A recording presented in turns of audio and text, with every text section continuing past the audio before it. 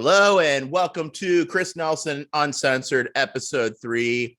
It's October 18th, 2021, and I'm here with Joseph C. Carter III, former Broward teacher, also known as JC, also known as the musical poet.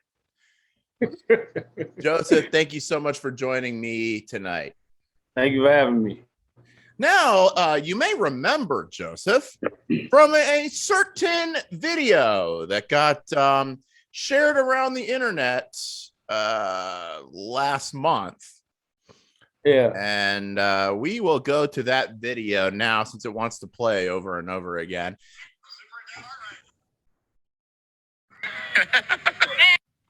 Did everybody catch that? Did everybody see what just happened? This is Vickie Cartwright. She's the superintendent of the Broward County Public Schools. As most of you know, Ron DeSantis put forth an order that would eliminate mask mandates.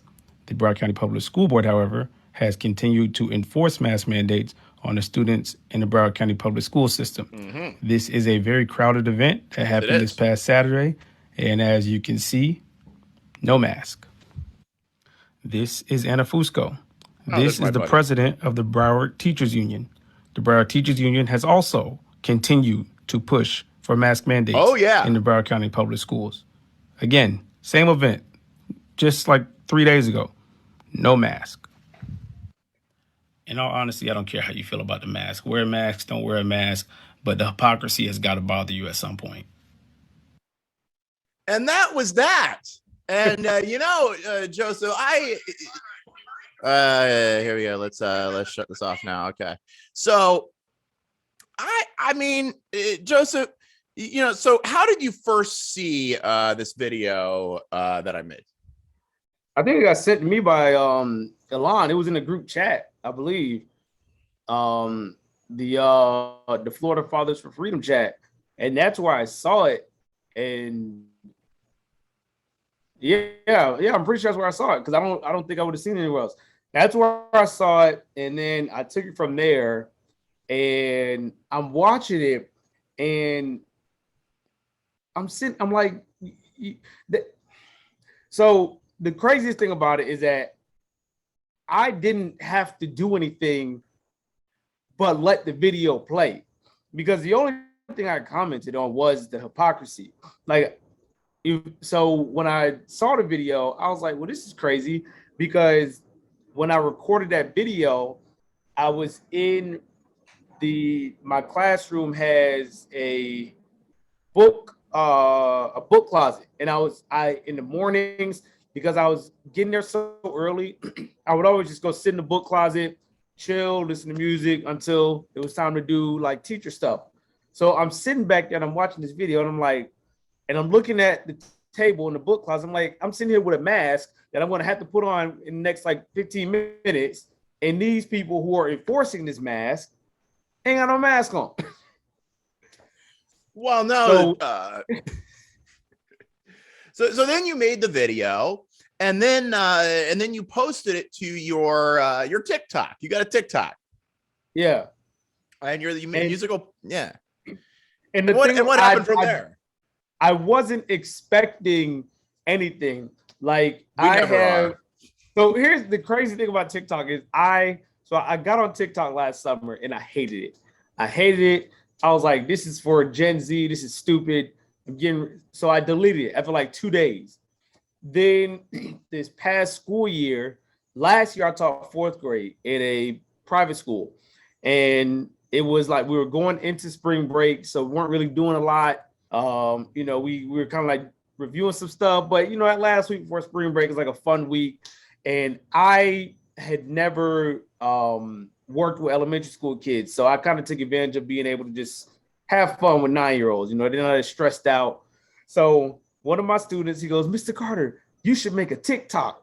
And I'm like, I'm not making a TikTok. TikTok is stupid, but I want to make a TikTok. Then the whole class is like, make a TikTok. You should make a TikTok.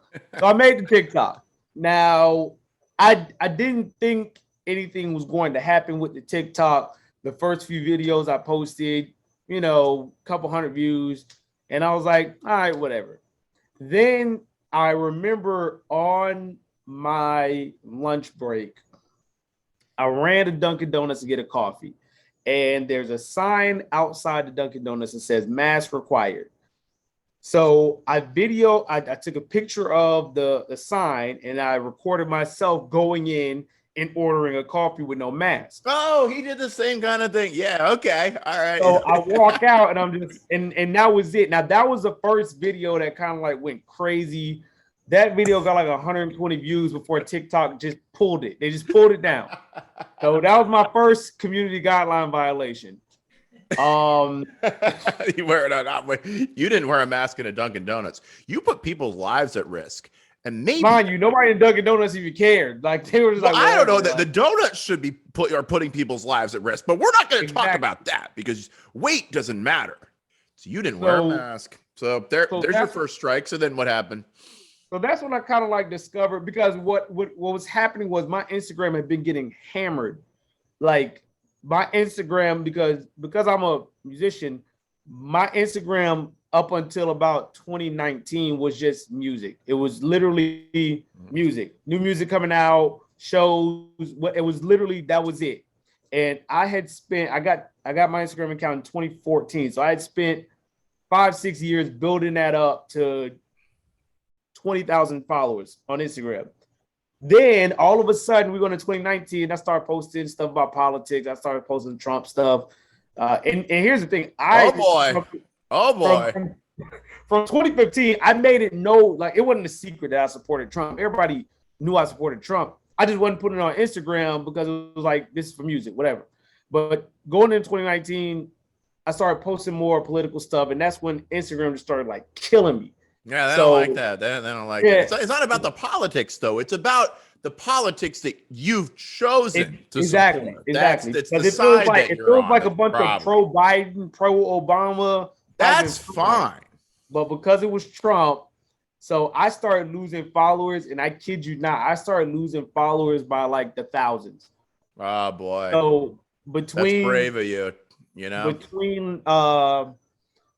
I would say between like February, no, it was a little after. I would say like May 2020 and November 2020, I lost like 9,000 followers. And like, I mean, and at one point I was locked out of my account for a month. And when I was finally given access back to my account, all my content was gone. Like 1,400 posts just gone. So you look at my Instagram now. Yeah, if you look at my Instagram now, the earliest post is from like this past January because they just like wiped my joint clean. So I started just doing more TikTok stuff because TikTok wasn't killing me. How did that make you feel to have all that work that you took all that time to do and that energy to have some little faceless, nameless schmuck sitting somewhere to decide he's going to pick who wins and who loses? How did that make you feel? Well, so I'm an educator, but as much as I love educating, music has always been my first passion, and that's always been my main source of income. So I speak at a lot of independent music conferences, and I attend a lot of music conferences, and I have these discussions with new artists all the time. It didn't bother me because I learned a long time ago that your main presence on the internet needs to be a website. So because I've been doing, I'm 34. I remember MySpace. And MySpace we died. love MySpace. Whatever happened to Tom? What did we do to? Tom never did anything to us. Tom never spied on us. Tom was chilling. Tom never censored us. Tom never reported us for things. Tom never called us terrorists. But we left him. Tom just wanted to be your friend. All he wanted to do was be our friend. And we betrayed him. But we're kind of getting what we deserve a little bit. Yeah. So because of that, it didn't bug me too much because my whole thing, all these social media platforms, my only goal is drive people to my website. So when Instagram started messing with me, I wasn't getting bent out of shape because, I got an email list. As far as my music is concerned, I got 3,000 people on my email list, and that's the main way I connect with my fans anyway. So I wasn't really tripping over it. Yeah, I wasn't really tripping over it. I was like, all right, whatever. I laughed because it was like, okay, this is what we're doing now. So that's when the TikTok thing started taking off. After that Dunkin' Donuts video that got pulled, and then I did a video about Black Lives Matter that ironically didn't get pulled. So I don't even know how TikTok algorithms work because it's mad random. The Black Lives Matter thing got something like another 200,000 views or some craziness like that, and all the content that I was getting banned for on Instagram, I was just doing it on TikTok. Until TikTok banned me. Like they banned me from the creator fund. And I was like, oh, y'all banned people monetize too. you, so you can't make any money. Yeah. Well, they did. What happened was they actually revoked, so they reversed my ban. I was permanently banned from the TikTok creator fund, and then I appealed it, and they lowered my punishment to a 6-month ban. Oh, that's very, very kind of your. That was so generous, right? There. Yeah, that is. So I just started like posting stuff on TikTok and then like taking the video, putting it on Instagram. But now it's like multiple places. So I figured between Instagram and TikTok, somebody gonna pull it down, and we'll just see what happens. So you're a troublemaker. Got it. Basically. You've been flagged as a troublemaker. So what happened after this video went viral? Because skipping ahead to when you made the video with interim superintendent Cartwright and teachers union president Anna Fusco. Maskless in an event. I was at the event. Neither of them had masks. Kodak Black was there, which he's cool, but you know, they were just like walking around like nothing. And you put this out there. It got shared by David Harris Jr. It got shared a lot of places. And really, the video wouldn't have gone viral if it wasn't for you. And so then what happened following that? So okay, so I posted the video before school started, and I keep my phone on my desk while I'm teaching. So this was I posted that video. It had to be like 8 o'clock in the morning. I get to my lunch, which is at noon, and I take my phone out, and I mean, I got like hundreds of notifications. I'm saying, like, what the hell is going on? Yeah. I opened TikTok and I'm like, yo, I didn't expect it. So it's at like 250,000 views, and then TikTok mutes it. So they just like, nah, they cut the sound. They didn't pull the video. They just like cut the sound. And I'm like, all right, whatever. But I remember that. I was like, what? Wait, they muted it? But by then, people started like sending me messages like of all these other people that had reposted it. And I think like that was on a Monday. On that Tuesday, by the time we rolled around to Tuesday, collectively it had gotten like 1.5 million views between like everywhere it had been. And I was like, my first thought is, this is gonna get me in trouble. Like, I'm gonna get in trouble for real for this. Like, you know, but again, I'm thinking I ain't really doing anything wrong. You didn't do anything wrong. You know, I didn't record the video. Like I did nothing wrong. So I'm like, whatever. So the Wednesday after the videos posted, I'm in the back closet. So I would oftentimes, when I was during my lunch, I would chill in that back closet for, you know, I would be going through books, looking for new assignments, grading papers. It's just quiet back there because what happens is my desk was right in front of my door, and people would walk by and I would get distracted. So I would grade papers back there. So I'm back there and I noticed the time, the bell's about to ring. I got my 4th period class about to come in. So my 5th period class about to come in. So I step out of the closet and I noticed that our school's union rep was looking for me. So I opened the door and I'm like, yeah, I was in the back. Like, here we go. You're going to the principal's office. You're getting detention. Yeah. You cannot call out the superintendent for not wearing a mask. I mean, you can't make an observation about her that she doesn't like. You're a teacher in Broward. So I don't think we did this, but you were a teacher in Broward schools. You were a teacher in the private school before. Now is it fourth grade Broward again? Public Schools. What school was it? Cypress Run. Okay, so you're a teacher. Okay, and that's a middle school or a? It's an alternative school, so it's 6 to 12. Okay. And I taught what grade? I taught 6th, 7th, 8th, and 9th grade math.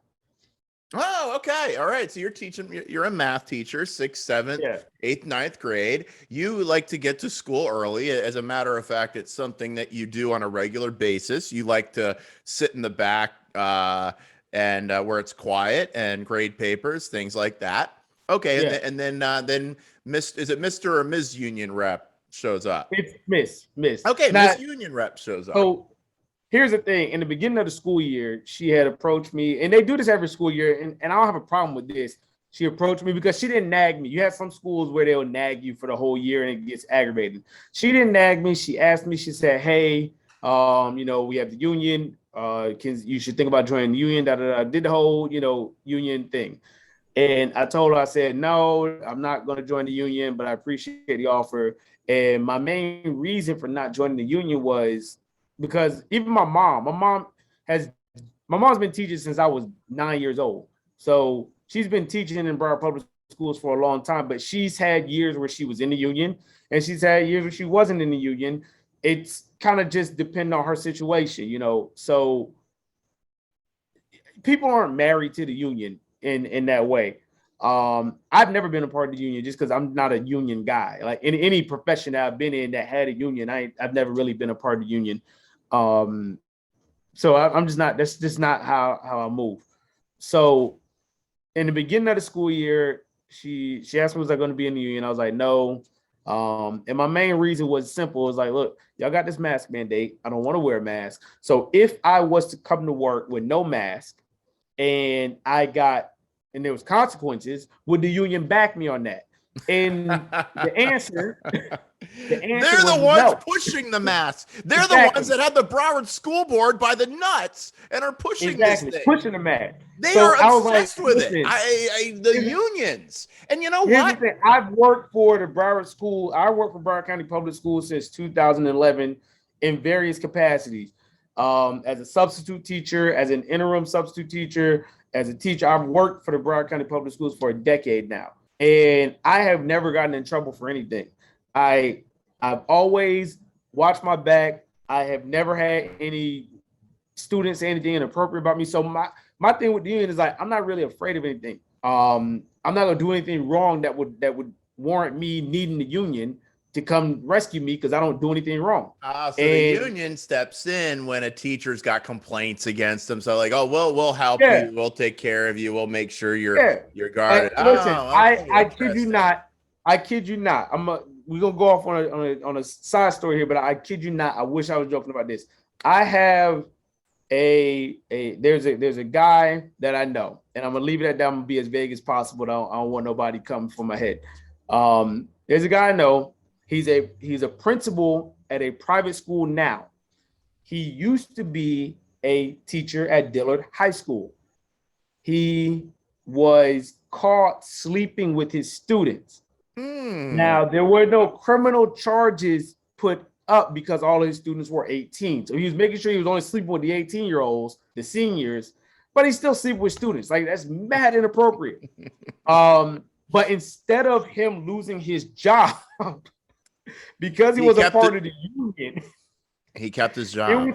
His punishment was you can't work at the high school anymore. You can work that must have been so hard for him. He wasn't able to pick up these 18-year-old girls anymore. That must have been very difficult for him. I'm so glad that the Broward Teachers Union protected him and his personal sexual preferences.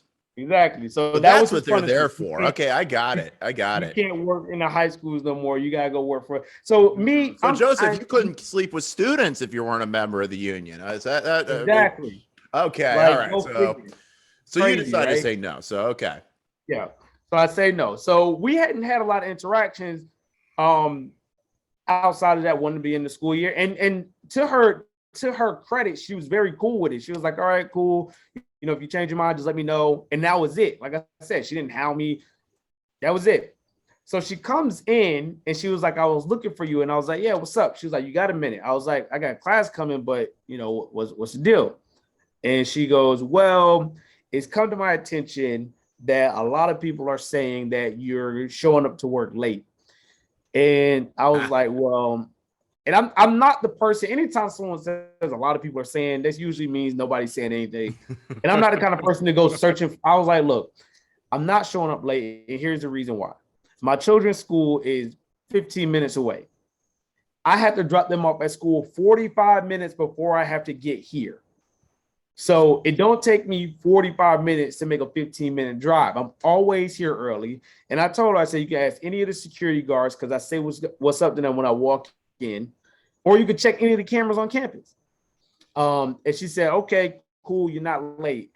And then she jumps to a whole nother subject. She was like, well, there's a video that went viral and it shows you talking about the teacher. And I'm like, oh, so this is what this is. Now we get down to the real thing. First, let's just let you know that you have been late. And let's do a little intimidation here. Yeah. And then now having said that. So she goes, well, there's this video. And she was like, and I told her, I was like, well, I didn't record the video and I didn't say anything negative about anybody in the video. I just said that what they were doing was hypocritical. That was it. And she goes, okay. But it got back to, I'm assuming she was talking about Anna Fusco. They got back to the people. It got back to the brass, huh? You mean the people in the video? I got back to. Oh yeah. You got back to the Don, right? The fact that their hypocrisy was being pointed out. Okay, got it. So, and she goes, you just want to be careful of what you post because it could cost you your job. And I told her, I said, look, I'm not a person that shies away from consequences. Whatever happens. I said, I measure consequences very well. I said, but I also stand on principle. And if I see something wrong or I see something that I don't think is cool, I'm gonna point it out. It is what it is. So I was like, if that is what it ends up being, then so be it. So this was on September 22nd. And that was it. I thought that was it. Now, after that, I started recording myself showing up to work. So there's like 2 weeks worth of TikTok videos of me saying, hey, I'm at work. Look at the clock. It's 8:15. I'm on time. Right.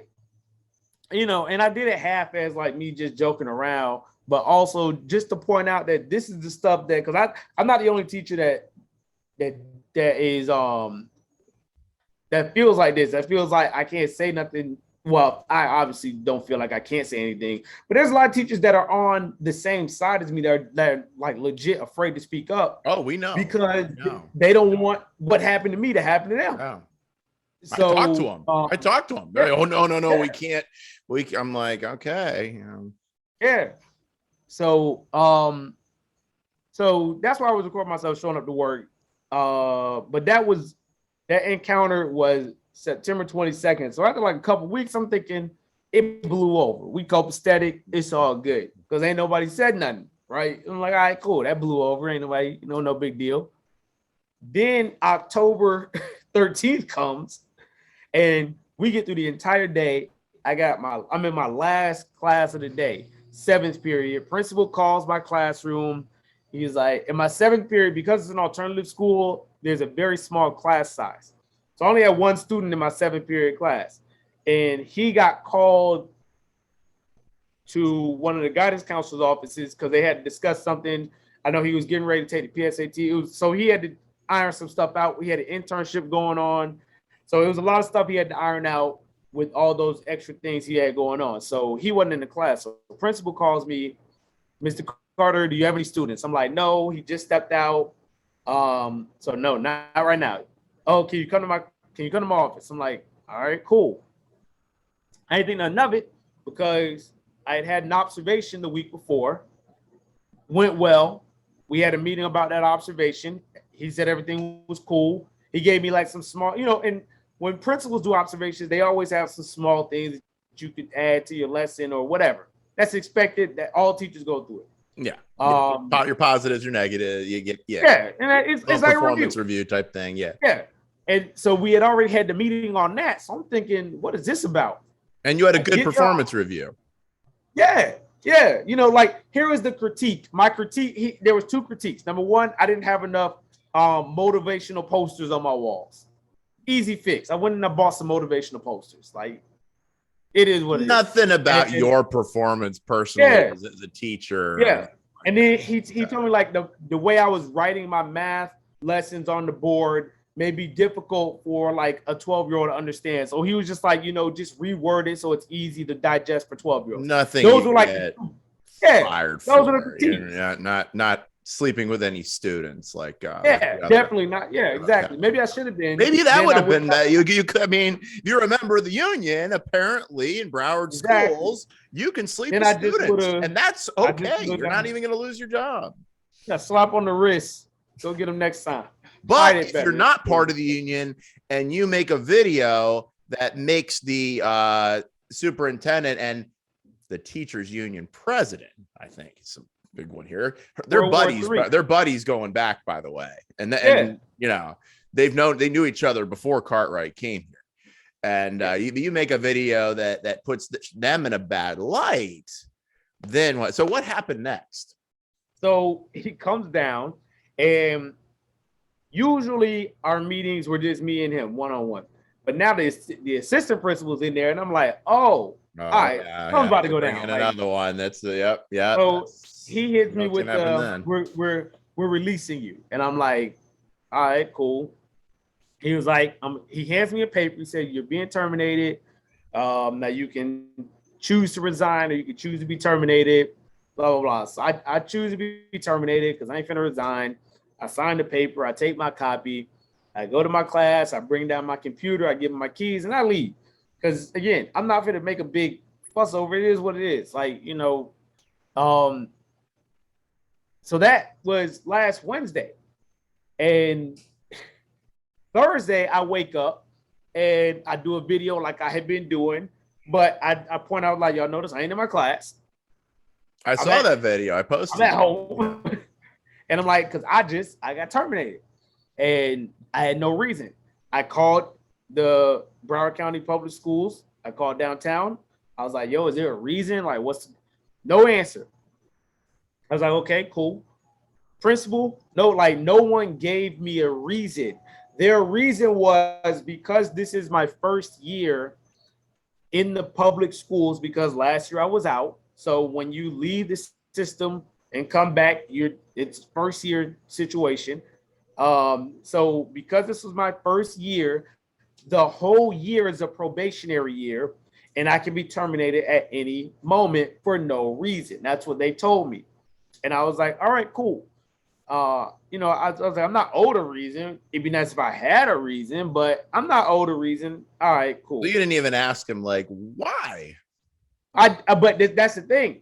When I asked them, they told me to call downtown. Call downtown. Downtown tells me we ain't got to tell you why. So I'm like, call the Death Star. I like to call this building. We live really close to it. This Broward School Board building. I mean, it's like the Death Star. I mean, this thing is built to be this massive, intimidating, like don't mess with us type building. It's so crazy because I remember when I was a kid, people used to be able to walk inside that building.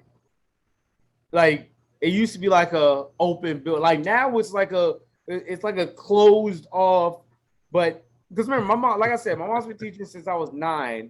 My aunt's been teaching since before I was even in elementary school. My family's been teaching for a very long time. So going to the KC Wright building, which is the school board administrative building, was like a normal thing, especially in the 90s because everything wasn't done online. So like when my mom started teaching, she had to like physically take her paperwork down there. So growing up, I'd be in and out of that building all the time between hanging out with some family member that had to go down there because everybody's a teacher. And now you go down there and like you can't even get in the building. Like, oh, tell me about it. We tried, and when we did, we were thrown out and called almost insurrectionists for even being in there. Yeah, it's unbelievable. It's crazy. So you've seen all that change, and your family. When I heard your name, I was like Joseph Carter. It's like Joseph Carter. It's like that Joseph C. Carter. I'm like, that name sounds very familiar. Oh, I happen to pass a park on Sunrise Boulevard that bears your name. So Yeah, that's that park right there across from the mall. That's grandfather. Your grandfather. Yeah. Now, how does your grandfather have a park named after him? So my grandfather's from Live Oak, Florida. When I travel, people are always I don't want to say confused, but they are always shocked at my love for the state of Florida. Part of it is because I'm a third generation Floridian, which is rare down here. Yeah. Because a lot of people aren't from here. No, I'm not. None of us are. I was born here. Both my parents were born here. My father on my dad's side was born in Florida. He's born a little north. So he's from Live Oak, Florida. So when he went to college and then he fought in World War II, he got a master's degree, and then he moved to Fort Lauderdale. When he came to Fort Lauderdale, his degree was in physical education. He got a job with the Parks and Recreation Department. And that park, which used to be called Sunland Park, was the only park that Black people were allowed to go to in the county. The thing was, when he started working there, it wasn't a park. It was a building and a bunch of trees. It wasn't much of a park. So by the time he had retired, he made sure that park had, so by the time he left the city, that park had a football field. Oh, it's beautiful. It's huge. Yeah. I'm trying to go off memory. 5 outdoor basketball courts, an indoor basketball gym, a soccer field, 2 baseball diamonds, 2 tennis courts, an Olympic-sized swimming pool, and all of that was things that he got put there while he was directing the park. You know, it was a lot of work and struggle and sacrifice that he had to make because, again, this was like the 50s and the 60s when there was actual racism, not the fake racism that we talk about today. Actual racism. And his thing was, if this is the only park that you're gonna allow Black people to go to, give us a real park. And we're definitely gonna have basketball courts. I'll tell you that, right? I have a basketball court, right? Now, what we gonna do in the swimming pool? I don't know. No tennis courts. I don't know. But he did a lot to implement these programs. He started every summer. At the end of the summer, there's a big event called David Deal Play Day, and David Deal was someone he worked with that got a lot of this stuff going. So he named that event after David Deal. And but that was it's just an event where all the summer camps from all the different city parks just come to Carter Park, and there's a parade and there's games, and it's just a day for kids to be kids. And that's something that was very important to him. Up until he passed away, he would always come to Play Day. Every year he was at Play Day, which made it awkward when I was working for the city because everybody needed a picture. Oh, go take a picture with the granddad. And I'm like, I'm trying to work. Like, he retired. He just chilling. I got to actually work. But, you know, for all the things he did, and even after he retired, he went on to work for Broward County Parks and Recreations. He was very instrumental in a lot of the civil rights things that went on in Broward County. And in 94, after Hurricane Andrew destroyed the park, they rebuilt the park, and then they dedicated it to him and they named it after him. Just because of I mean, he was, and it's crazy because a lot of stuff you won't hear about. I didn't hear about when he spoke. You know, he's from that generation where they just kind of like kept silent. You know, they didn't really talk about struggles or anything like that. Not like today, where no, you called me by the wrong pronoun. yeah, you had to cry about everything, right? It wasn't like that back then. No. So a lot of the stuff that I found out, I didn't find out until he was, you know, he was about to pass away. He died in 2007, but you know, he had been suffering with cancer. My grandfather smoked cigarettes like for 40 years. So he had lung cancer, he had emphysema. So his health was declining, but that's when he started opening up about a lot of this stuff. But I mean, like, my grandfather defended that park from, like, you know, the neighborhood behind that park is a rough neighborhood. And I mean, he would like fight people over like making sure that the kids, while they were at his park, were safe. So he'd be like fighting dudes in the neighborhood, like, y'all not gonna come on this park here and bother these kids. He gave swimming lessons. There's a lot of Black leaders in Broward County who have told me or told one of my cousins, like, your grandfather gave me my first job. Like, everybody's first job was a lifeguard at Carter Park, and my grandfather taught him how to swim and gave him a job. And that kept my principal in high school told me, he's like, your grandfather kept me out of trouble, because if he hadn't gave me that job, I'd have been in the streets. And it wasn't until he passed away that I started to hear all these stories. And I'm like, yo, like, this is crazy. Because to me, it's my granddad.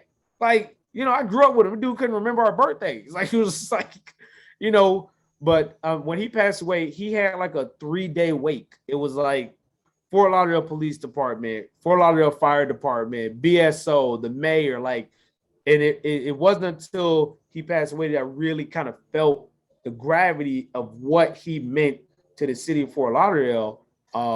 So, you know, me having the name is like, I always gotta tell people, like, look, if I can accomplish a quarter of what my grandfather accomplished, I feel like I will feel like I left the world better when I passed than when I came in, because he accomplished an incredible amount over the course of his life. So your grandfather and your family is a legacy to Fort Lauderdale. Not only that, but a legacy to the Black community, coming from a time where there was real racism, real segregation. Well, of course, there is segregation today for the vaccinated and the not vaccinated, but at a time when there was real segregation and racism going on, your grandfather created a legacy here.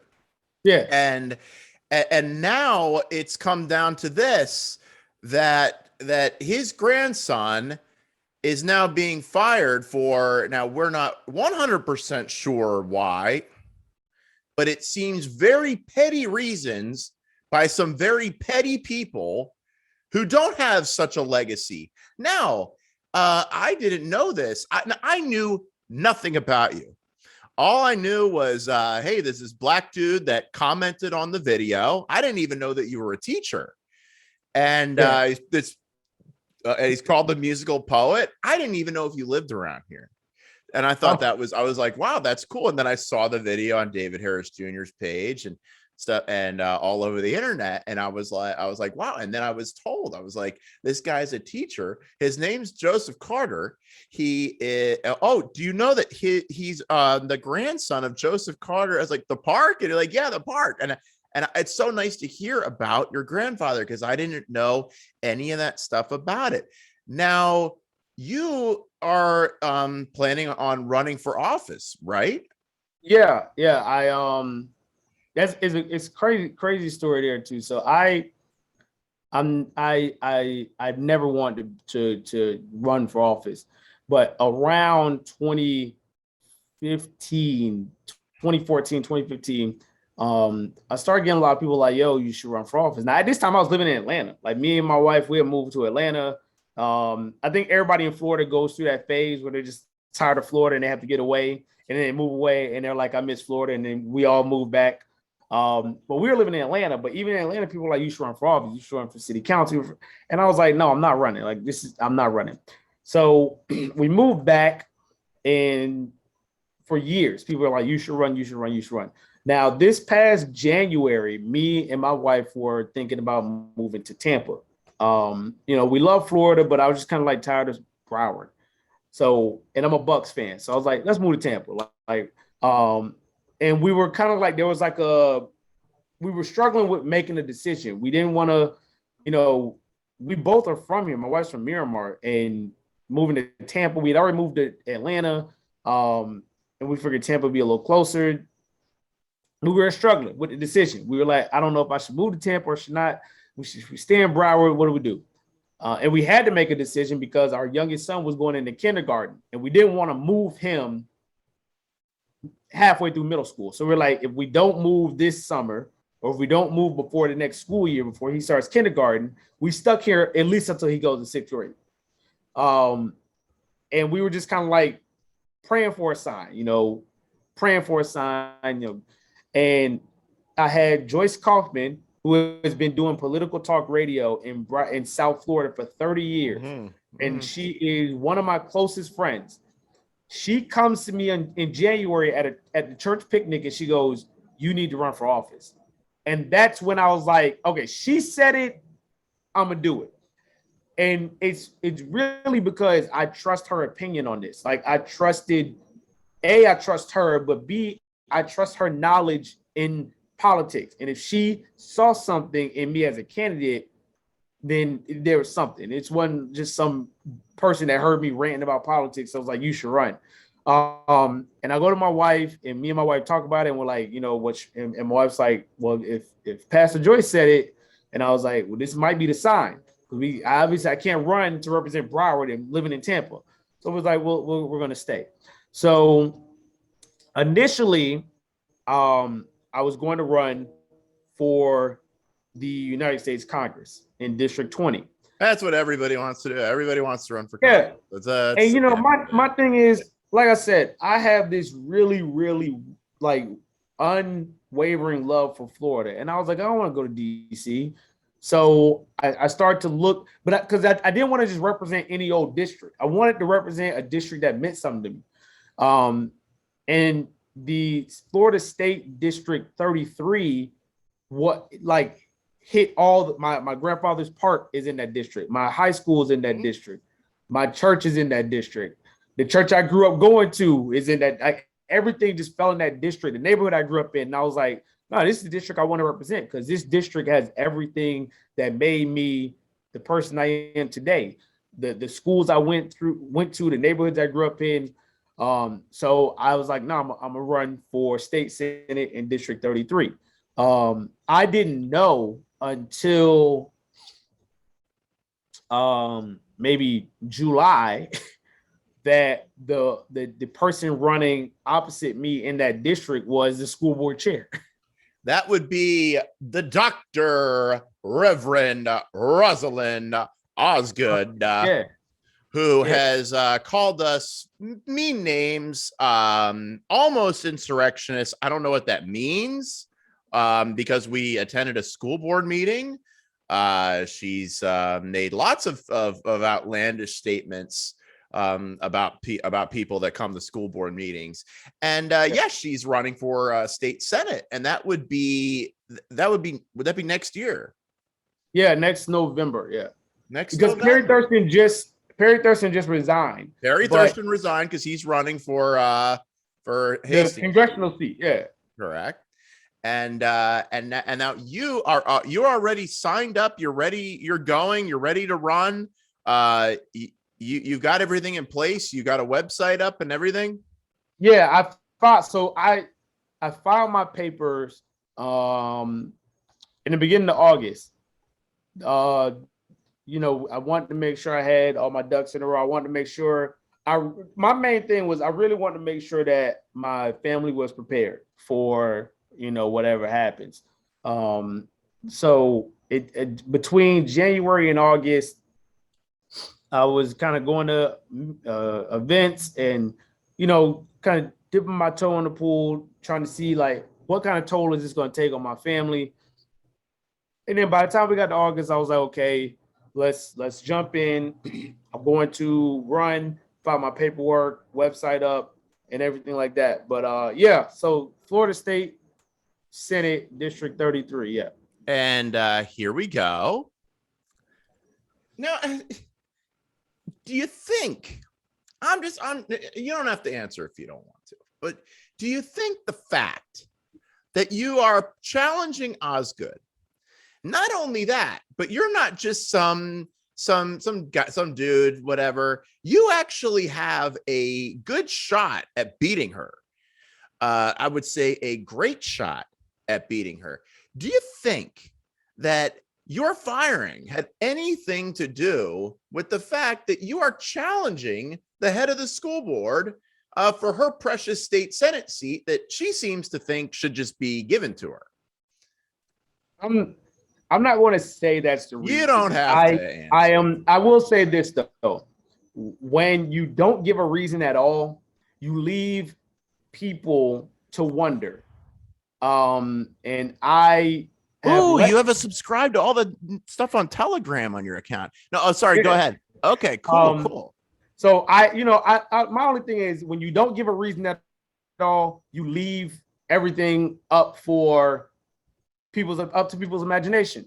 Some people would say it was because of the video. Some people would say it was because I'm challenging the school board chair. Some people would say it's because I'm such a strong proponent for school choice. And, public schools don't like that. So it could be a multitude of things, but I've been saying this since last week. Like, when you don't give a reason at all, you leave people to their own thoughts, and, you got to deal with whatever they come with. If I had called downtown and asked, why did I get terminated? And they said, because we don't like your shoes, I'd have said, okay, at least you gave me a reason. But when you give me literally no reason, I can't even explain to people why. Like, so when people are like, why'd you get terminated? I can't even say, I don't know. That's the only answer I can give. I don't know. And then they got to draw their own conclusions. josephccarter.com. So to the viewers watching this, check out Joseph C. Carter for state senate. Okay, running here in Florida's District 33. Now, you're running as a Republican. Yes. Fantastic. And running against the Broward School Board Chair, Rosalind Osgood. Now, let me explain how they tell you these things work in Broward County. I may not have lived here. I may not have a legacy here, but I certainly have learned over the little bit I've been here, how things work. And the way that they work is the Democrats think that they own this area. They think that they own it. And then they appoint each other. They believe that they're going to walk into a position and that it's somehow owed to them. And they don't like it when somebody tries to upset their apple carts. Am I about right here, Joseph? That's pretty much what it is. I mean, Perry Thurston, and like I said, when you have families like Perry Thurston's family is very prominent in this county. His uncle is the mayor of Lauderhill.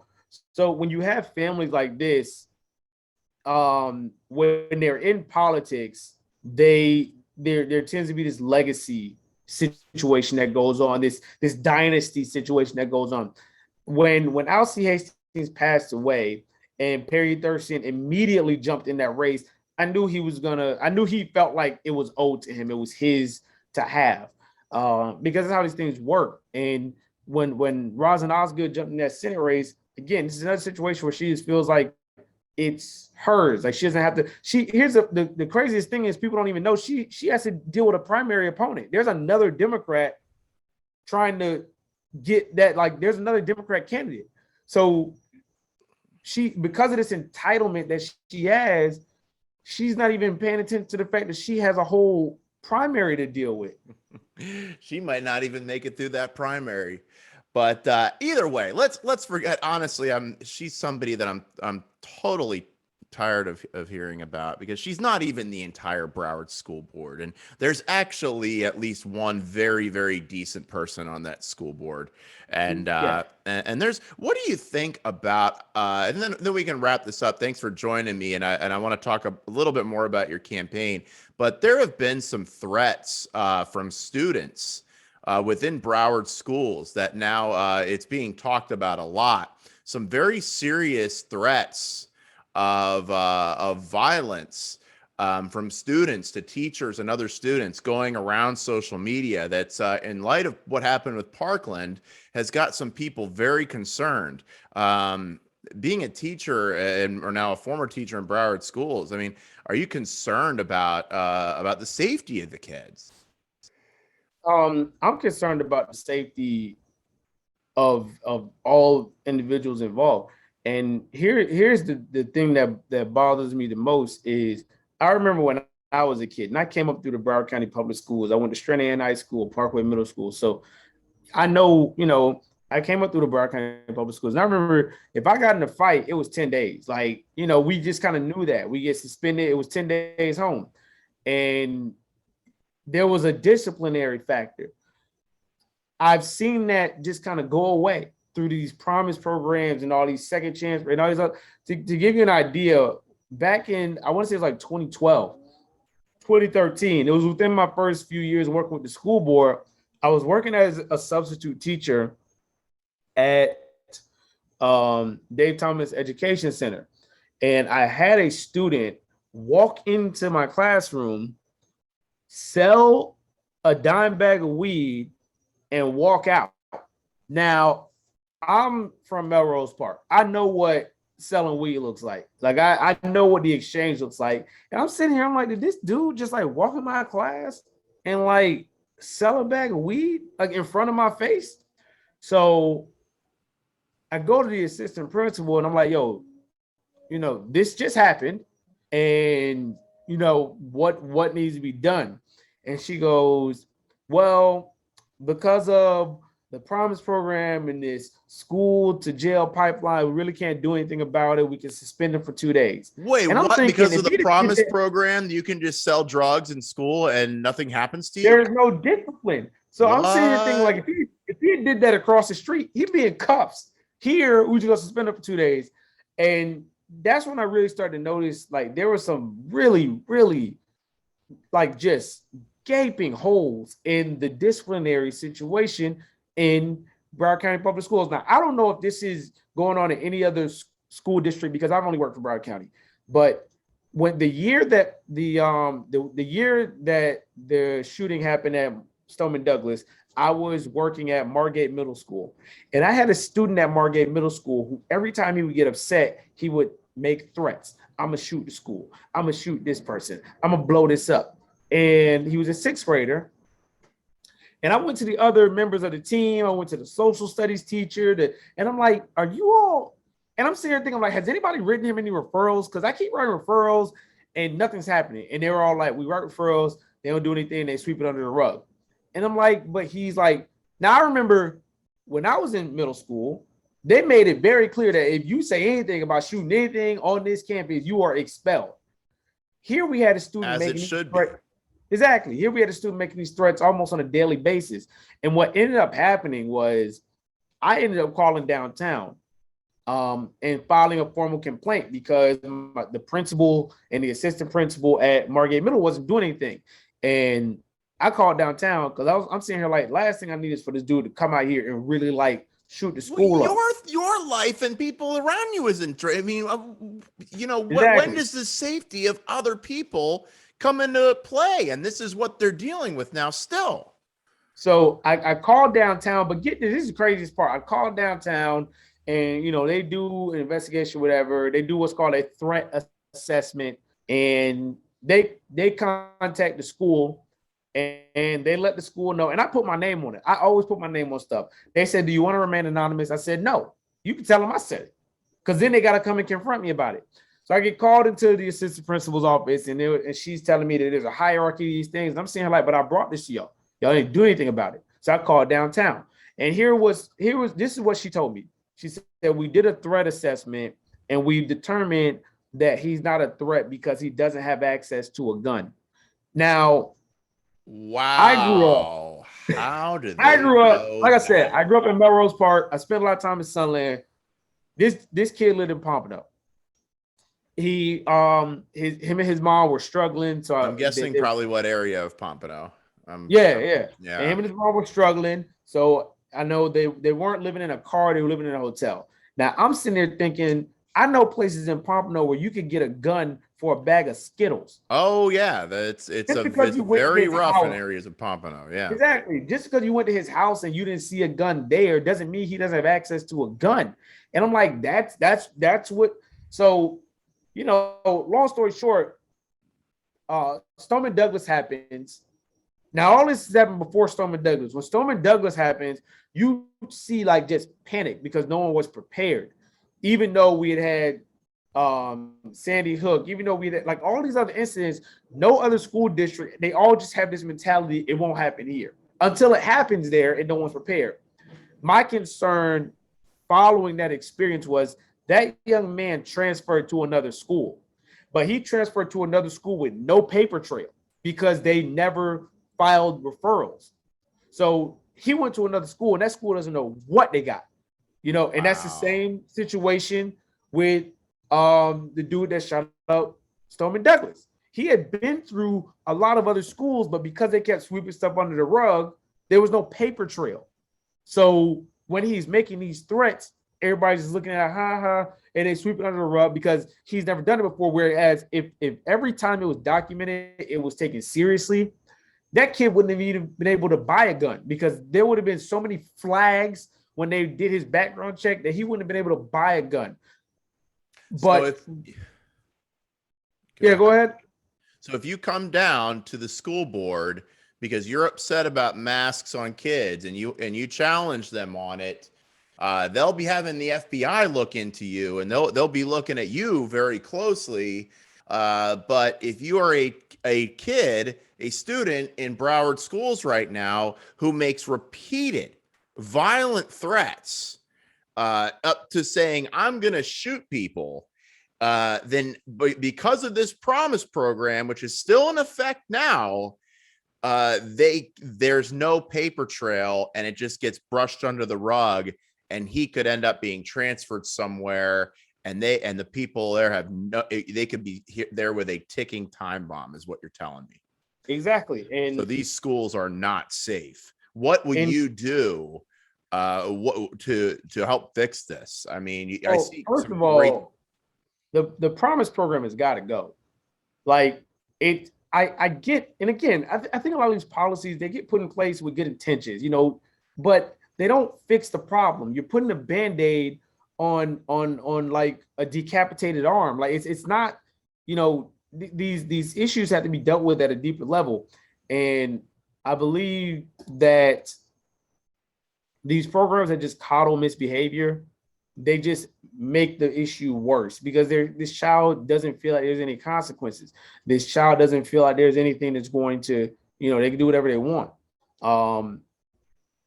There has to be consequences, and consequences are important. Now, what these consequences need to be can be taken on a case-by-case basis, and everything needs to be weighed out, but there needs to be consequences. We cannot have a society where we have an entire generation of kids who have grown up thinking they can do whatever they want.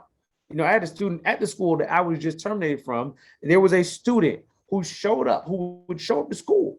And when he showed up, he didn't show up a lot, but we're walking to lunch and I kid you not, he steps out of the line. He goes to another teacher's door. He bangs on the door and he goes, "Hey, I fucked your grandma," talking to the teacher.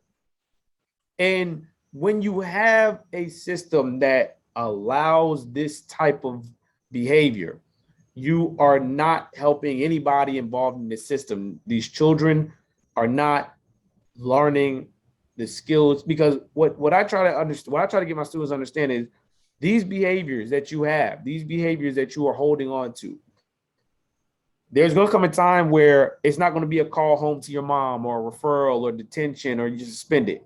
It's going to be jail time. And you have to learn how to process and handle certain situations differently to keep you out of situations where you're having negative encounters with police officers. You have to learn a basic level of respect for authority figures in our society. I've been arrested plenty of times. At no point have I ever had a police officer pull a gun on me because my father taught me how to interact with a police officer. And he also taught me personal responsibility. Every time I got arrested, it was my fault. I was the one committing a crime. I got caught. I was bad at being a criminal. I never once sat in a jail cell mad at the system because it worked. So it's a twofold situation. There has to be some baseline level of respect and for authority in society. And then there also needs to be a consequences for negative actions and personal responsibility being taken. I never let my students give me any excuse for anything. Anytime a student, I make it very clear to my students, I don't give you any grade. You get the grade you earned. I don't give out D's. I don't give out A's. If I give a test or I give an assignment and you got an 85 on that assignment, you gave yourself a B. If you got a 60 on that assignment, you gave yourself a D. I didn't give you anything. And it's a part of just teaching these kids personal responsibility for their actions. Well, Joseph, I really, really hope that people will go to your campaign website because Rosalind Osgood is she is the one that's the head of the Broward School Board right now that has overseen this whole disaster, and now on top of it is modeling more law-breaking behavior by forcing these masks on the kids, even after the Department of Education has said that, no, you need to have an opt-out. So they are, not only are they allowing this lawlessness, but they're modeling the lawlessness. And then who gets punished? This man right here. And what did he do? He did nothing but show a video that was, let me tell you, and with that video, we go back to the beginning of the podcast, watch it again. It was everywhere. That was one of the most respectful videos I think I've ever seen. All I said was, where's your mask? I was very polite. I got fussed at for, God forbid, I make a video at that thing. I didn't have to deal with the consequences you did. I might not be invited back to one of those events again, but you actually lost your job because you made a video just saying, this is this person, this is this person.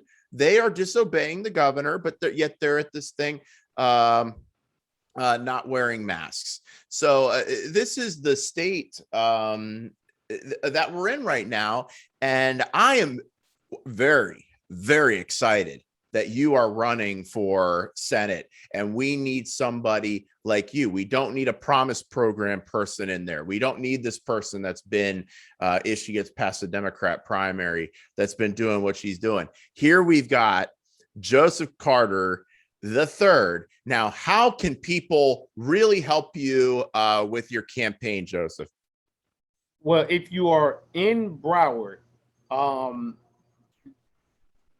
volunteers are needed to, just hit the ground. So if you're in Broward, you can go to the website, join a Telegram group. And in the Telegram group, there is a number that you can text. I can actually put it up. And here it says, under education, I believe we should give parents as much freedom in their child's education as possible. No child's options for a quality education should be limited to their zip code. I know more can be done to foster a cooperative relationship between public schools, charter schools, private schools, and parents who choose to homeschool, because we know that is the solution. I'm a huge advocate for school choice. I believe that no child there's no two children that have the same learning style. I got 3 kids. All 3 of them have a different learning style, and those needs can't always be met by the public schools. Sometimes charter schools are better options. Sometimes private schools, homeschooling, a hybrid of both. There's a lot of different ways we can educate kids, and it's not through the public schools.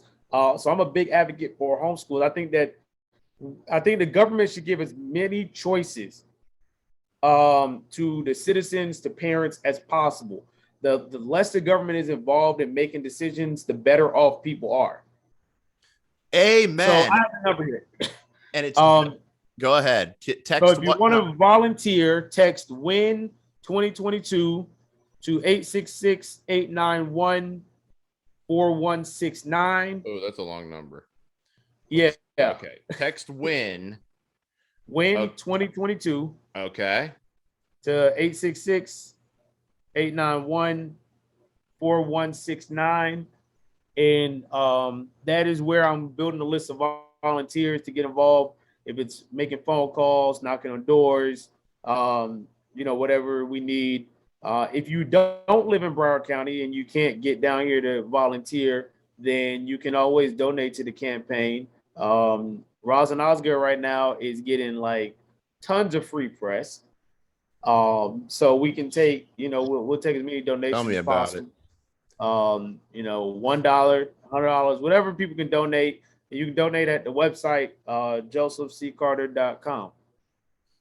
All right, Joseph. Now with your music, are you gonna now you do hip hop? Am I is that That is is very racist I'm just of you. guessing. I'm just that's it's just a wild guess. No, I do a lot. I released a synthwave album last year. Like I just kind Oh, of really? I just I kind want of to make hear music. this. Yeah, it's I'm a Spotify. DJ, right? Oh, yeah. Yeah, dude. It's called We got to vibe sometime. it's called Neon Lights and Fort Lauderdale Lights. It's on Spotify. It's Ooh, a synthwave nice. record.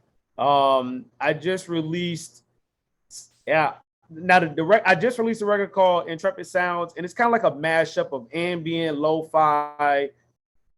I just kind of make music that I make music for me, and just people just tend to like it. So I do a little of everything. I just like making music, and I grew up around so many different genres of music that I just kind of like mash up everything that's influenced me. So yeah, so Intrepid Sounds, and then before that, I released an album called Symphony Number 4. That's lo-fi hip hop beats. Yep, that's it. Synthwave. Anybody like synthwave? Yeah, I had a lot of fun with that record too. I had a lot of fun with that record. That was a fun record to make. Okay. No, I'm not logged into Spotify, so I can't. Oh, I just want to play it. Just play it. Oh, no, all right. So go to the website. Go to themusicalpoet.net.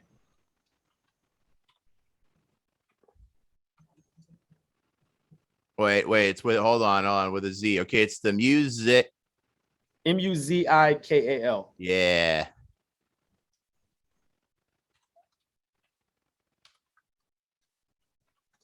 All right. So the musicalpoet.net. And then if you scroll down, go to enter site. Well, we can listen to this. So this is off my latest record.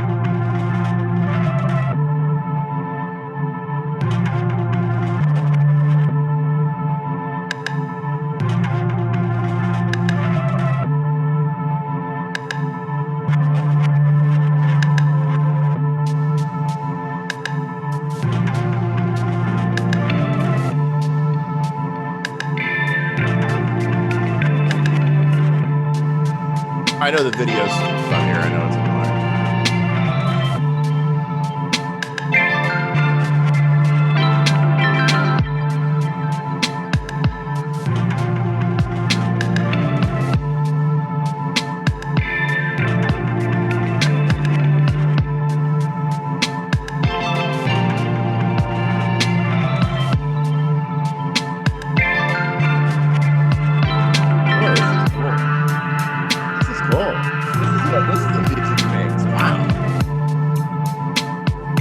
This is like sexy lounge music. This is the stuff I can play. Will you come up to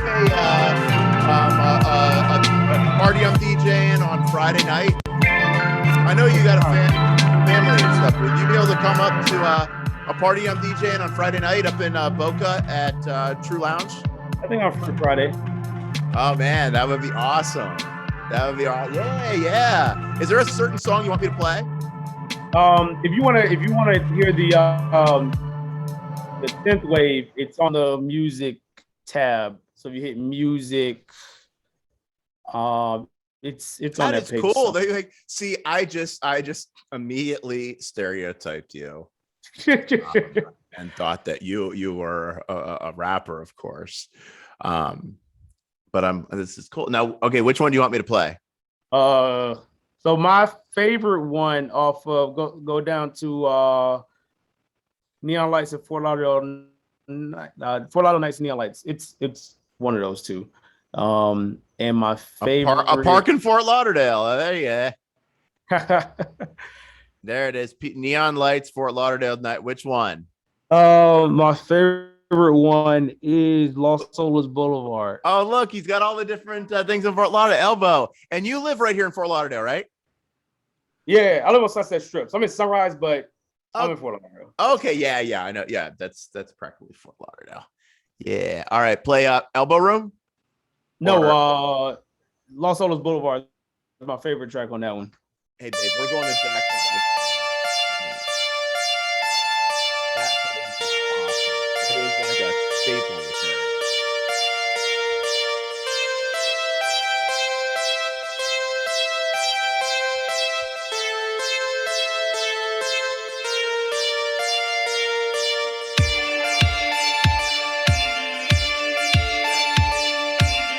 You gotta dim the lights for this.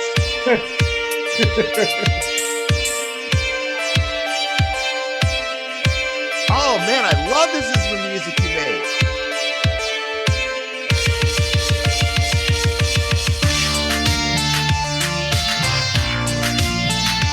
Oh, this is awesome. This is really awesome.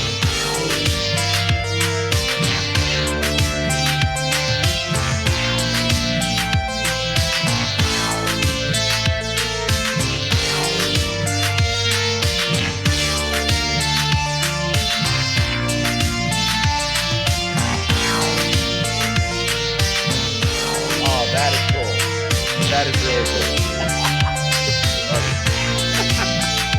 This is awesome, man. This is awesome. Do you go by JC? Yeah. So you don't go by Joseph. You go JC.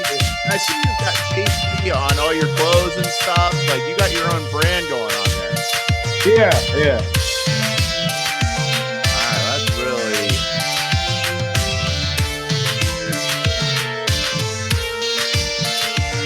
Bro, that is awesome. That's what happens when you binge watch 3 seasons of Stranger Things and you can't get synthwave out of your head. Yeah, definitely. And that is that is just that is really cool.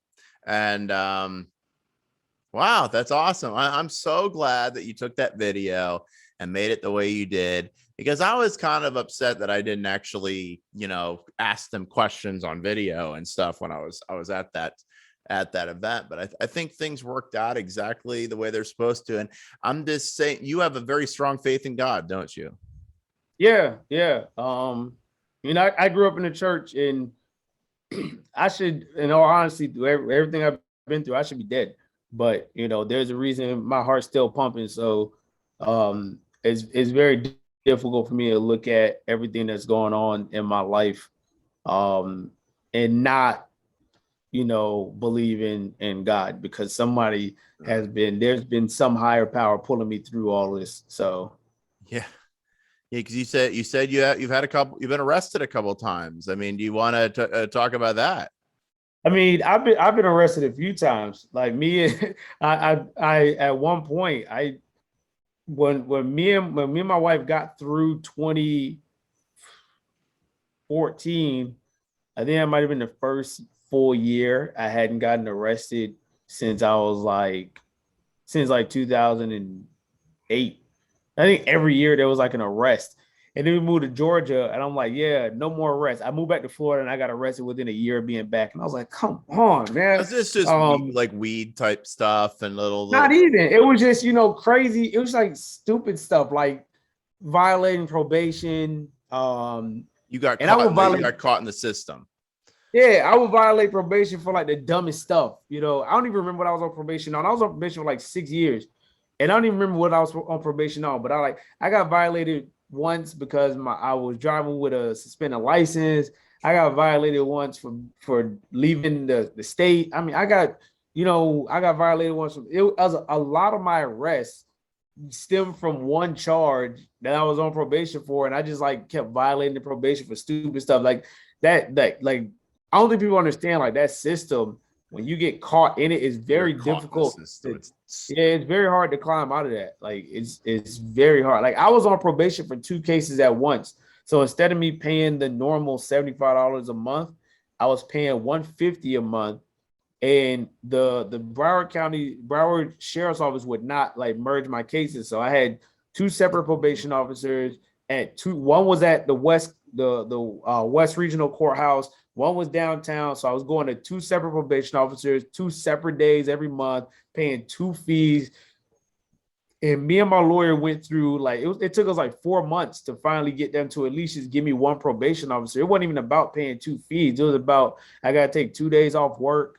I gotta drive to 2 separate. It was ridiculous, and I don't think people understand like how how clean you have to keep your nose to get to dig your way out of that. And looking back, sometimes I feel like I should have just did the year in prison and got it over with instead of taking all the probation, because that probation kept me in trouble for longer than I needed to be. But you live and you learn. The best lesson I took from that was that stop doing dumb stuff that was getting me in trouble. I was doing a lot of silly stuff that was getting me in trouble, and it didn't enhance my life at all. I got a judge told, and this is where personal responsibility comes in. A judge told me, he's like, look, I give you enough chances. I'm tired of seeing you in my courtroom, so I'm giving you the time you deserve. And he sent me to jail, and I was right up there at Conti Correctional Facility. And but you live and you learn. I screwed up a lot in my 20s, but in my 30s that has made me the person I am today, and I can speak on a lot of different issues from a lot of different perspectives. Well, that is just awesome, and it sounds like you have learned a lot of lessons and have a lot to offer your students. And I'm sorry to hear that you lost your job through this. And I hope that you land solidly on your feet with a new position somewhere, maybe at a private school, maybe doing something else. But I know the Lord will guide your steps. And I really am looking forward to watching this campaign and helping you any way I can. And that's josephccarter.com. If you want to help JC and his run for the Florida State Senate. And if you want to buy some music, it's themusicalpoet.net. You can buy some music too. Musical poet. Oh, you know what? I'm going to support you in that. I'm going to buy some of that music because I'm going to play some of it this Friday night, and I hope you come. So I'll make sure to make it happen. All right, awesome. This is cool. All right. You have been listening to Chris Nelson Uncensored, episode 3. You can subscribe to this on Rumble and share this everywhere. Thanks for watching, and thanks for listening.